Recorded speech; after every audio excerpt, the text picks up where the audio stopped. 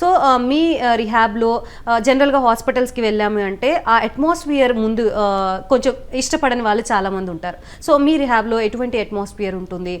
Medical smells పడని వాళ్ళు ఉంటారు చాలామంది. సో ఎలా ఉంటుంది? మేము స్టార్ట్ చేసిన idea and concept is completely different అండి.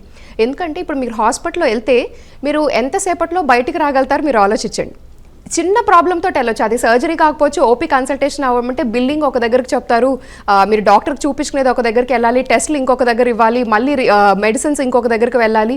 సో చాలా కాంప్లికేటెడ్ ప్రాసెస్ ఉంటుంది. ప్లస్ అటెండర్స్ని రానివ్వటానికి కానీ ఇవి చేయడానికి ఎస్పెషల్లీ చాలా రోజులు ఉండాలంటే హాస్పిటల్ ఎన్విరాన్మెంట్ కంఫర్టబుల్గా ఉండదు.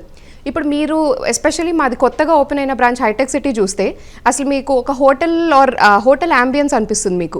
మీరు డైరెక్ట్గా ఎంటర్ అవుతారు, ఓన్లీ రిసెప్షన్తో మీ ఇంట్రాక్షన్ ఉంటుంది, డైరెక్ట్గా రూమ్కి వెళ్ళిపోతారు.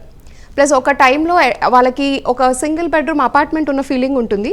ప్లస్ వాళ్ళకి ఏ టైం అవైలబుల్ ఉన్న నర్సెస్ కానీ డాక్టర్స్ కానీ అందరూ అందుబాటులో ఉంటారు.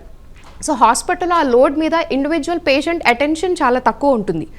ప్లస్ ఇక్కడ మాకేంటంటే ఎక్కువ రోజులు ఇప్పుడు కామన్ డ్యూరేషన్ చూస్తే మా దగ్గర మినిమం 2-3 వీక్స్ నుంచి 2 years ఉన్న వాళ్ళు కూడా ఉన్నారు.